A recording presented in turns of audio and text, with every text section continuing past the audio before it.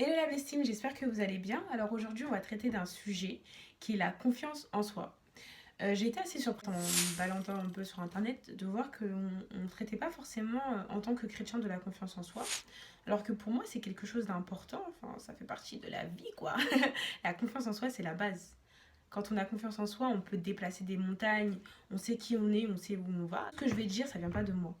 Enfin si, un peu. Ça vient de moi, des membres de l'équipe de Bless for Real et également de Messelina Lossi, qui a un blog et qui était notre invitée sur notre dernier temps de partage virtuel sur Instagram. Donc si vous voulez partager avec nous sur des sujets de société ou sur des sujets qui tiennent à la vie chrétienne, je vous invite à nous ajouter sur Instagram et à participer, puisque le débat est ouvert à tous. En soi, pour nous, et pour moi notamment en tant que chrétienne, je dirais c'est d'abord tout simplement, on va commencer par la base, avoir confiance en Dieu. Pour moi, la confiance en soi est indissociable de la confiance en Dieu. C'est pouvoir savoir qu'on peut compter sur lui. C'est également savoir que Dieu est en nous. 1 Corinthiens 6,19 nous dit: ne savez-vous pas que vous êtes le temple du Saint-Esprit? Eh, le temple. Le temple, c'est que Dieu habite en nous. On a une part de Dieu en nous.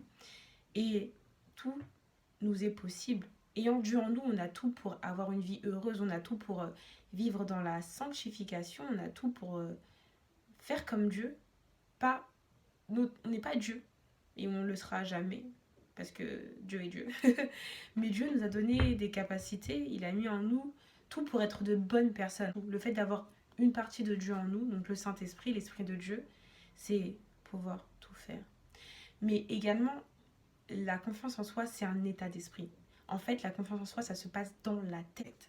C'est savoir que on est qui on est, on sait qui on est. On n'a pas besoin de se comparer aux autres. On a conscience de ses capacités. On a conscience du fait qu'on peut faire ce qu'on veut. On a conscience du fait qu'on peut sortir de sa zone de confort, aller un peu plus loin. C'est également une ferme assurance. Par exemple, quelqu'un vous dira non mais t'es moche. Il y aura toujours quelqu'un pour nous trouver moche. Mais quand on sait qu'on est belle, ben on dira bah merci, tu me trouves moche, mais il y en a plein comme toi qui me trouvent moche. Mais moi je me trouve belle. Donc peu importe ce que toi tu dis, moi je me sens belle. Donc au revoir. C'est simplement aussi en tant que chrétien, et ça c'est très important de le dire, accepter son identité en Christ. D'abord, avant de l'accepter, c'est d'abord la connaître. En tant que chrétien, on est chrétien. On a Christ en nous. Ça veut dire tout simplement que on est accepté de Dieu, on est aimé de Dieu. Dieu nous aime. Moi, un verset que j'ai retrouvé, Isaïe 43,4, où Dieu dit qu'il échangera des peuples pour nous, qu'il donnerait des vies pour nous, en fait. Dieu nous aime. Dieu nous aime. On a par exemple un autre verset que j'aime beaucoup, c'est Sophonie 3, 17, où Dieu dit qu'il a des transports d'allégresse quand il nous voit. Et un verset qu'il est bon de se rappeler, et ça c'est vraiment très important, parce que c'est notre identité, vraiment.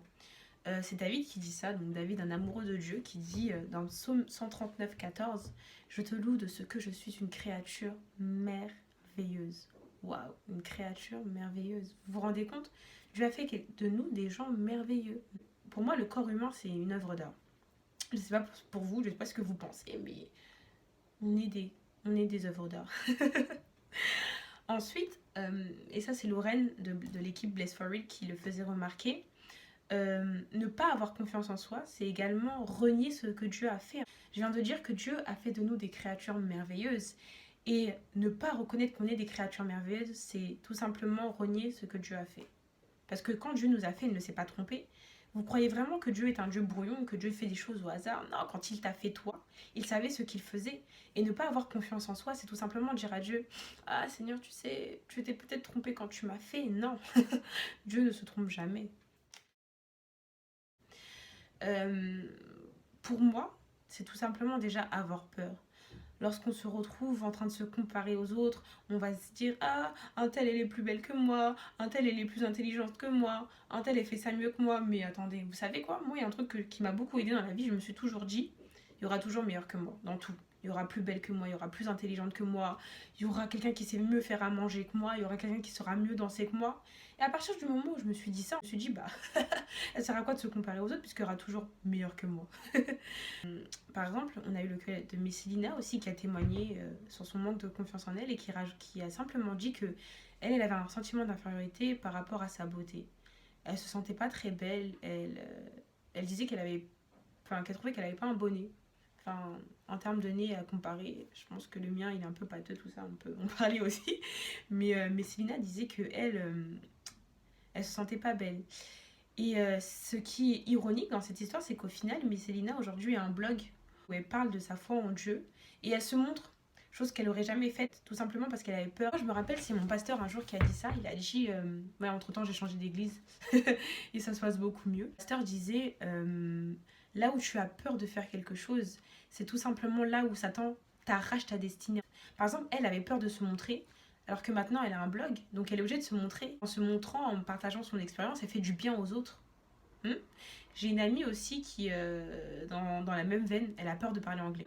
Et elle veut devenir journaliste. Elle est d'ailleurs actuellement journaliste. Et elle me disait, mais quand je parle anglais, j'ai peur qu'on se moque de moi.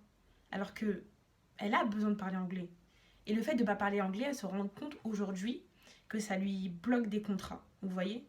Tout ce que vous avez peur de faire, c'est simplement que Satan essaie de vous voler quelque chose. Donc réfléchissez. Vous voyez, quelque part, vous avez super peur. Par exemple, moi, là, je suis en train de faire une vidéo. Et ben, je suis quelqu'un de base, j'aime pas me montrer. J'aime pas que les gens me remarquent. Donc, voyez, réfléchis. Ouais, bref, vous avez compris. Essayez d'y réfléchir. Il faut savoir que ça, c'est vraiment quelque chose qui est reproché aux chrétiens. En tant que chrétien, il y a plein de gens qui nous voient comme ceux qui se présentent comme ayant la vérité absolue. Vous voyez, les gens qui veulent pas entendre raison. Genre, nous, on a Jésus et on sait qu'on a Jésus et que Dieu est vérité. Donc, nous, on sait qu'on a la vérité. Et on n'aime pas entendre les conseils des autres. Et ça, c'est quelque chose qui est pas bon en soi. L'arrogance, en fait, c'est quelque chose qui vient quand on a trop confiance en soi. Et la confiance en soi, c'est bien. Mais avoir trop confiance en soi, c'est pas bon. Parce que quand on a trop confiance en soi, on refuse d'écouter les conseils des autres. Et ça, écouter les conseils des autres, c'est très important. Il y a un verset que j'aime bien par rapport à ça, c'est Proverbe 24:6, où Salomon dit que la sagesse réside dans le grand nombre de conseillers. Avoir beaucoup de conseils, c'est super important. C'est aussi croire, quand on est arrogant, c'est tout simplement se croire au-dessus des autres. Par exemple, dans le témoignage que je donnais tout à l'heure dans mon église, dans mon ancienne église, c'est un peu ce qui se passait en fait. Que les gens qui étaient en face de moi se considéraient mieux que moi parce qu'ils avaient des postes dans l'église importants, ils avaient des responsabilités, là où moi j'en avais pas. Et donc ça c'est un problème. Quand on commence à avoir trop confiance en sa position sociale ou sa position dans l'église, ça c'est Messilina qui donnait cet exemple et moi je l'aimais beaucoup. Elle donnait l'exemple de quelqu'un qui allait travailler chez Chanel et de quelqu'un qui travaillait chez Lidl. Et elle disait, la personne qui travaille chez Chanel dira non mais moi je travaille chez Chanel quoi, et toi t'es chez Lidl. Ouais, mais dans tous les cas, c'est deux travails. La personne qui travaille chez Chanel n'est pas meilleure que la personne qui travaille chez Lidl. Elles ont juste pas le même job, peut-être pas le même salaire, mais ce qu'on gagne, notre salaire ne définit pas qui on est. Donc voilà, alors on a défini la confiance en soi. Donc je pense que c'est vraiment la base en fait.